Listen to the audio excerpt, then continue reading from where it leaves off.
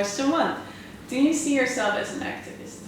Yeah, definitely. I think being an activist is like speaking up about a really important issue, and so there's a number of ways we can be activists, and I guess from the things that I do, I probably perceive myself to be one. What about yourself? Do you think you're an activist? Yeah, for sure. Yeah. I never imagined to be an activist, but at some point in your life you just see something and no one does anything about it, it's normal, and you want it to change, so you go against the status quo, and that makes you an activist. Yeah, I agree. I think that's the wonderful thing, especially about the age that we live in, because of in social media, because we've all got phones and cameras and stuff. There's like we can always document and share information, which I think means that being an activist like in 2019 or 2020 is so much easier than it used to be decades ago, where you had to be on the street, picketing with placards. And so I think it's developed a lot, and I think that's a really healthy thing as well. Yeah, sure. What did you find most difficult when you started as an activist? I think fear, anxiety, because putting yourself out in the world and talking about an issue where a lot of people don't agree with you, well, the majority of people don't agree with you, but some people are really against you. I think there's that fear, isn't there, at the beginning, where you're going to say something to someone and they're going to become angry at you, or they're going to make you feel, upset, or they're going to offend you, or they're going to bring out a reaction in you that maybe makes you angry. So I think that was the hardest thing, was battling with that kind of nervousness I had. Like I started on YouTube because I thought this was a brilliant way of getting information out there, but if I didn't like what I said or how I said it, I could just reshoot the video. And so at the beginning, a lot of my videos were like the third and fourth, edits on the phone, shoots, because I watched them back and I'm like, this is terrible, there's no way, I look weird, I'm like doing these weird hand actions, I'm like, not a chance. So that helped me a lot to ease my nerves and get used to talking about veganism, because I was doing it in my own time, my own pace, and I didn't have to worry about other people's reactions. But I think that nervousness of how people are going to perceive you was probably the hardest thing at the beginning. Yeah. What about for yourself?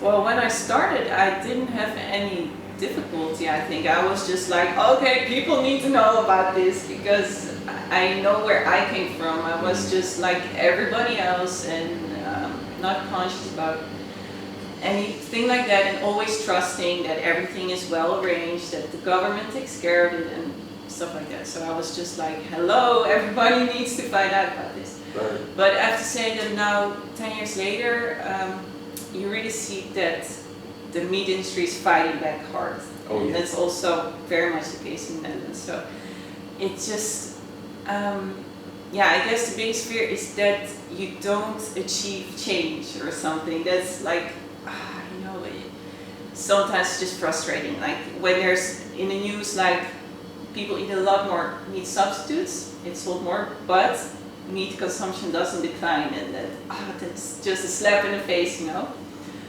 So, my only fear is that the world isn't going to change soon, and That's a big one as well, isn't it? Yeah. That fear. I suppose that's probably my biggest fear now, after doing this for a little while, is what if all of this isn't going to change anything? Mm-hmm. And when climate change is going to happen, Yeah. we're going to destroy our planet, we're going to kill, trillions of animals all the way along that process as we currently are, and it's not going to stop. Then what? Yeah.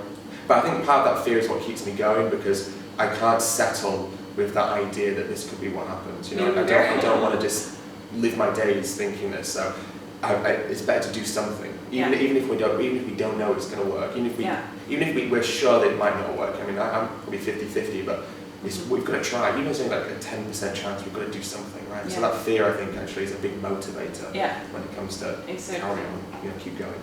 Yeah. The penultimate question: should activism be more focused on online or real life approaches? Well, you can do both. I mean, you go to people in real life and you film it and put it online, and have an even bigger reach. And I think we need to do things in real life. Like 2 weeks ago, we went to this protest for the construction workers, because there's a big crisis in the Netherlands, and we are damaging the environment too much, and now construction has to stop. But of course, the cattle farmers, they are responsible for a huge part of this problem, and construction for a tiny part. Yeah. So we went there with signs to point this out, and yeah, there were just cattle ranchers and extreme right-wing people waiting for us, and you know, it started to get threatening. And then we were interviewed by this huge news channel. I was interviewed, so you have to also in real life, go to where the problem is. Especially this year, we also went to the barbecue, which is hosted each year since 40 years for the parliament. Yeah. By the meat industry, and now we're saying, okay, we're going to go there and tell them it has to stop, it has to end right away. And so when something real life happens, it's also interesting for the media. And, you know, it also comes online. So I think a combination of the two. I agree. I mean, I think the problem is if we focus just with online activism, is we can get stuck in these echo chambers, can't we? Because people's online content is very much catered and crafted to meet what they want to look at, what they want to see, and what they engage with. And so for a lot of people, they're not seeing vegan content on their news feeds or on their Instagrams. So it's very important for us to take it outside of just online, and as you say, use real life activism to get in the media, get in the press, to raise awareness about issues that are happening on the streets, to get it to those people that aren't necessarily seen on Instagram or on Facebook. So it has to be a mixture. But there again, like the power of something like YouTube or Facebook is you can share something, it can be seen by tens of thousands of people all over the world as well. And so there's a huge amount of power behind that. So it has to be a balance. It's got to be, you know, going on the street, going to actions, filming it or taking pictures, putting those online, telling the story online. And something has to be a mixture, isn't it? But if we focus just on online, we can get stuck in echo chambers and be just preaching to the choir. To the choir. There we go. But the choir does get stronger from that, maybe. But, that's true. But I also would like to encourage people to maybe look up a group which is definitely not an echo chamber. Like I became a member of the biggest political party in the Netherlands, which is a liberal party.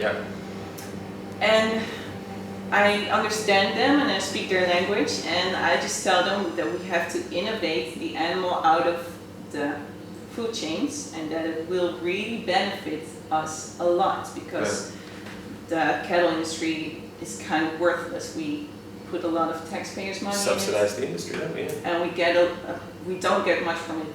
Not much employment and money. So that's. I mean, I have to say, I really feel heard there. It's strange, right? I would encourage people to get out of those echo chambers, that you say, and just try to find audiences which you really don't expect them to listen to you, but try to understand them, speak their language, and it's interesting to see what happens. Yeah, absolutely. What will vegan activism look like in 5 years?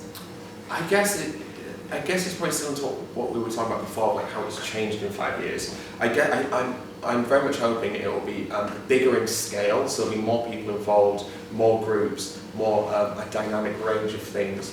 But most importantly, I think it should be just more effective. Like by that point we'll have had another 5 years of assessing what works, what doesn't work. How does the media portray this? How does the media portray that? How do we get audience engagement? And as a consequence of that, in 5 years we should just be really good at making sure that we're not making the same mistakes. Not that we're making mistakes, but that we're just being more effective when we're using the right conversations, we're targeting the right industries, the right areas. I think it's just about improvement, and that's why I hope in 5 years. Bigger, more participation, just better effectiveness. I hope that all climate activists will go vegan. That's true. That's so true. I really hope that. And vegan activism in 5 years. So hard to say, but I also hope that a lot of corporate people will go vegan, and that they will have their corporation move more towards that, and also political parties. That's why I would like to encourage all vegans to become a member of a political party. And I mean, even if you don't really speak up that loudly, if you say that you're vegan, these people will ask you questions, because people that become members of political parties, they are interested in all kinds of issues, and they ask questions. So it's really an opportunity, and I hope that everyone will see that what we should strive for is really getting the animal out of the food chains and actually all production chains. that is the most optimal situation for everything, for the animals, for ourselves, for the environment. Yeah. And so I hope more vegans and more activists. I think what you said about the political party thing is actually really important, because by the time we get to like 5% of the population, that's a really big voting demographic. And so if we can start making our voices heard now, even when we're a little bit smaller percentage-wise, as we grow, political parties will actually want to listen to us, because when we've got tight elections, which we have at the moment, that 5% of people will define a lot about who gains the majority. So I think, absolutely, making your voice heard in the political sphere does have a huge amount of merit to it. And even if it doesn't feel like it matters, or it doesn't have the effectiveness we want now, because it's not a national conversation, it will become one. And so it's better to do it now, and then when we grow, they'll be like, oh, we should start listening to those vegans. You can just plant ideas and it will spread. And I see in these parties, especially this Liberal Party, that a lot of people join there for their own interests, because they have companies and they are trying to sell lots of ideas and stuff. And for me, it's not about my own interests, so I guess they find it quite interesting. But so you see that a lot of people are trying to push their stories into these political parties, and we should absolutely do the same and plant some seeds, and it will spread, because it's just the most logical thing to do. Yeah, it is. I suppose like that whole 5-year thing, we should be looking at where we'll be at in 5 years. And so because environmentalism is obviously becoming a bigger and bigger issue, the amount of people that get involved in it will grow. And so actually we should be thinking, as vegans, I need to get educated on this topic now, because it's going to become such a, it already is, but it's just going to grow in importance over time. So if we can capitalise on things that we see in 5 years as being significant, then we'll be better prepared, and we can influence along that way, and make sure that when we get to that 5-year point, we're all super in tune with what's happening. And exactly with the climate, it's like in 2018 we had this first real huge heat stroke, Also in the Netherlands, like 40 degrees Celsius, that didn't happen here, and now it happened this year again, and we have 2 very dry years.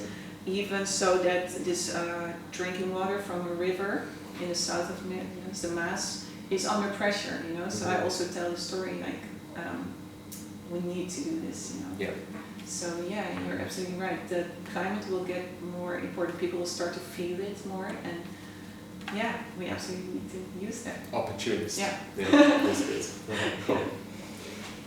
And so there's a variety of things that we can do to be activists. So we can organise a film screen, or just volunteer with our local groups at university.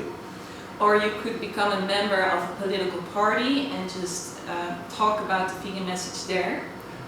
Or you could host a vegan dinner, or do that together with someone else. Or maybe at your school or company you could ask for more vegan catering, or invite Ed for a talk. There's so much we can do. We can take photos, we can make videos if we're into media, we can do graphic design work online. If we work in, in a work environment, taking some vegan cupcakes or some vegan brownies, or suggest that everyone goes to a vegan restaurant for their dinner or their work night out. It's about being inventive, and I think being creative. Take your friends to an animal sanctuary if they're not vegan, make it a fun day out rather than going to a zoo or an aquarium, and show what it's like for animals to live in a really wonderful place of safety rather than a place of exploitation. So just do it. Just do it, that's what I like to say.